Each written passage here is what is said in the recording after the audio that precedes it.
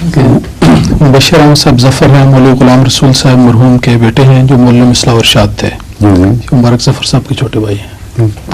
حضور آج سابقہ پرائم منسٹر پاکستان بے نظیر بھٹو نے اخبار میں ایک بیان دیا ہے کہ ہم نواز شریف کو جو موجودہ وزیر اعظم ہیں انہیں پوری کرنے دیں گے اپنی باری.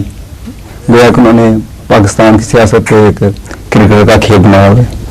تو ایسی صورت میں جس کا مستقبل کس طرح بنایا ہے کہ باری چاہتے ہیں کہ باری جلدی ختم ہو جائے، لیکن آج اس نے بیان دیا بے نظیر نے کہ نواز شریف کو اس کے انہیں پوری کرنے دیں گے، ہم اس کو پوری کرنے دیں. یہ کہ بحث اس لیے اٹھائی ہے کہ وہ ان کو ان کی مدد پوری نہیں کرنے دیتے تھے.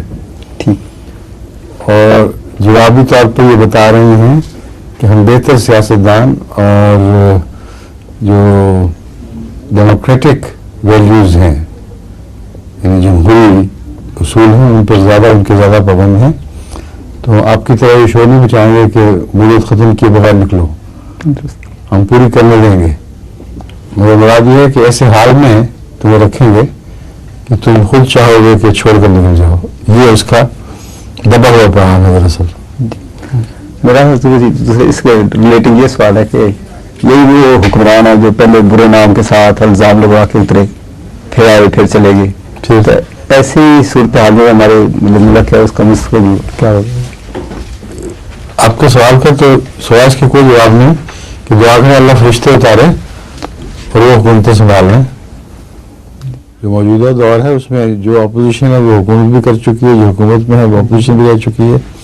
دونوں کا کردار یکساں رہا ہے ہمیشہ اور کوئی بنیادی فرق نہیں ہے. اور عام الناس یہ جان چکے ہیں، پہچان گئے ہیں، مگر ان کا بس کوئی نہیں، کوئی اختیار نہیں. تو یہی دعا ہو سکتی ہے کہ اللہ آسمان سے فرشتے اتارے جو ان کو سنبھالے، ورنہ تو کوئی صورت نظر نہیں آ رہی، ورنہ پھر ایسی قومیں سزا پایا کرتی ہیں.